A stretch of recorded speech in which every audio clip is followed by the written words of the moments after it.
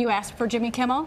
Already? Yes, you shall receive. Now to my interview with Oscars host Jimmy Kimmel, back at it for the second year in a row. Excuse me, Jimmy and I sat down for a frank and funny conversation about what he has in store, how he's going to navigate the Me Too movement, how political he plans to get, and why he kind of is hoping for another mishap like last year's Best Picture blunder.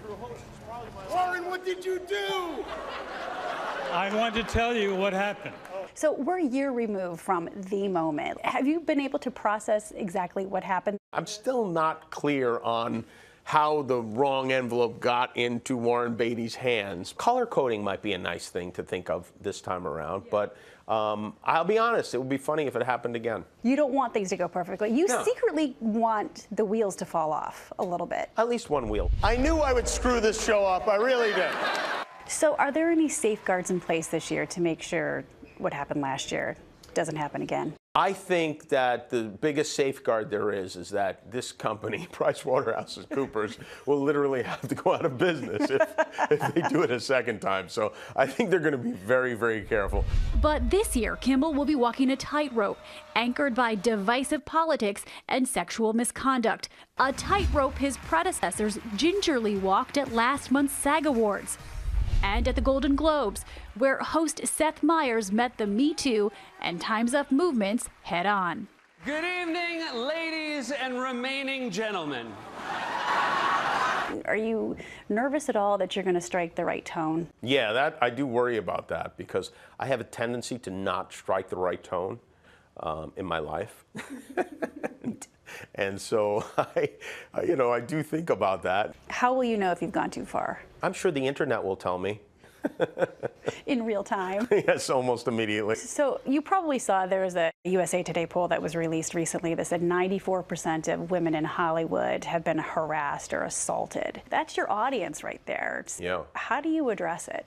Well, listen, here's the thing. This show is not about reliving people's sexual assaults. It's an award show for people who have been dreaming about maybe winning an Oscar for their whole lives. And the last thing I want to do is ruin that for someone who is, nominated for, best leading actress or best supporting or best director or cinematographer or whatever, by making it unpleasant. That's not what I want to do. I'm not going to stop any bad behavior with my jokes. The one thing that's stable about Donald Trump is his fried chicken intake. Nothing else is stable.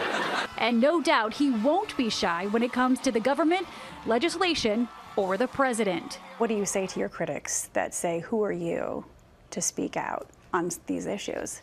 I'm an American. That's who I am. A lot of people are going with this line of reasoning where they say people in show business shouldn't speak out about politics, and yet they elected Donald Trump the president of the United States. So I think that argument is pretty well jumped out the window. Do you think that maybe there have been times where you push the envelope too far and maybe become a little too political? No, I don't.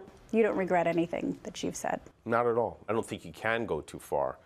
I think that, I'm still doing a comedy show and I need to be funny and entertain my audience, but I also think that we've matured enough to the point where we can accept late night talk show hosts speaking about a serious subject, and I think that it's almost necessary now. If the president would come on your show, I'm sure you've thought about a couple of questions that you would ask him. I would love, first of all, for the president to come on my show. Overall, I think I'd be curious why he's changed his opinion on so many important things.